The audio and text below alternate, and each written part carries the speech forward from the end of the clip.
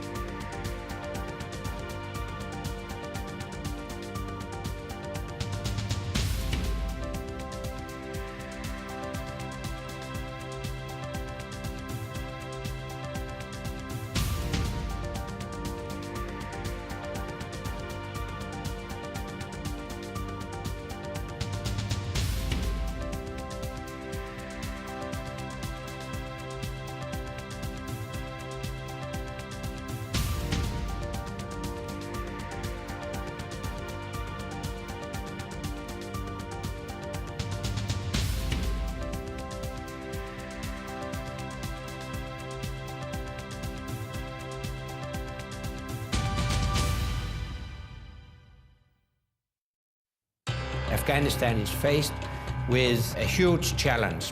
Relations have gone really sour between us and our allies. We have inflicted considerable damage on the enemy. The people who make international headlines. Ultimately, the truth will out. They want to stop this publication of information that embarrasses them. Make time for Sir David Frost. Frost over the world. At this time on AlJazeera. If you're a Nokia user, you can download AlJazeera's news widget from Nokia's OV store. The news widget, available on compatible Nokia devices, gives users quick and easy access to real-time news updates from AlJazeera English. See the world in real time. AlJazeera Mobile.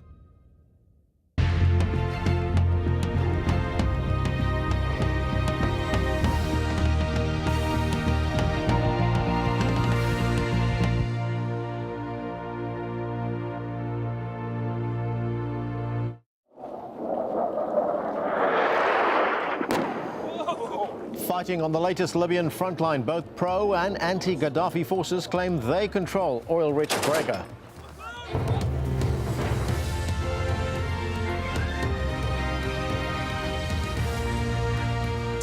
Hello, I'm Anand Naidu. You're watching Al Jazeera live from Doha. Also on the program, as tens of thousands of people scramble to get out of Libya, the United Nations appeals for help to keep them safe.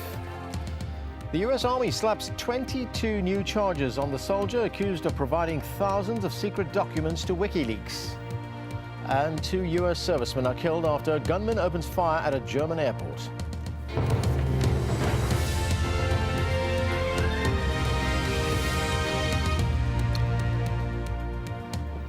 It's 6 in the morning in Libya, where the battle between Colonel Muammar Gaddafi's forces and those in opposition to him rages on.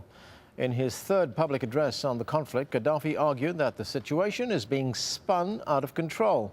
This as both sides claim to be in control of the strategic port town of Brega, scene of intense fighting. And reports from Caracas in Venezuela say the Libyan leader has accepted a mediation offer from Venezuelan President Hugo Chavez. Tony Bertley reports. It was a call to arms that was answered by thousands. From the towns and the desert, opposition fighters gathered in AlJazeera to repel an attack by forces loyal to Gaddafi. Their weapons ranged from the powerful tanks and anti-aircraft batteries to those more at home in a museum. There was confusion and disorganization. Shells were fired out. Complaints returned as residents ahead explained they were coming under fire from their own side. What about the capability? I mean, you've got a lot of men here and you've got a lot of weapons. Can the men use the weapons? God willing, they will learn to use the weapons effectively. The conviction of the volunteers has to be admired. The capability is open to question. Gaddafi's forces were said to number around 300 men. They attacked the strategically important town of Brega at first light, and witnesses said they began firing indiscriminately. This is in the morning. Many people come in mafia for Gaddafi. He killed many people in the morning. Heavy weapons were sent forward and hundreds of trucks and cars stacked with ammo and guns taken from captured army stockpiles. Casualties came back. Many hurt, he told us, many dead. This doesn't seem to have been a full-fledged assault, more like a probing attack, but it shows that Gaddafi forces are strong, they can strike at will, and that the Libyan leader shows no signs of giving up. Quite the contrary, he's hitting back. 10 kilometers from Brega and more forces congregated. No one seemed to know exactly what was happening. Then a Libyan Air Force bomber circled overhead. Its first bombing run hit close to the centre of the fighting near Brega University. The second hit our position.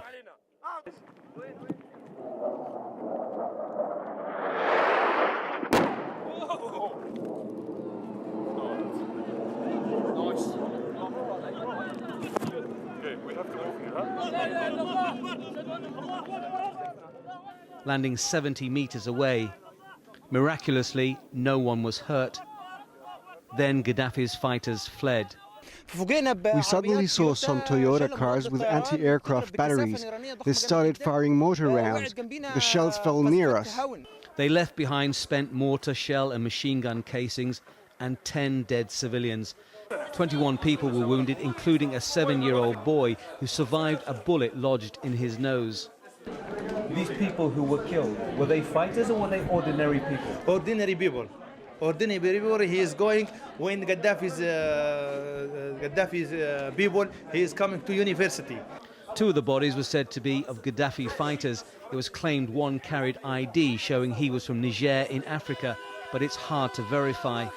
Despite the howls of bravado, this brazen attack has provoked both fear and anger and reminds everyone of the violent threats of Gaddafi.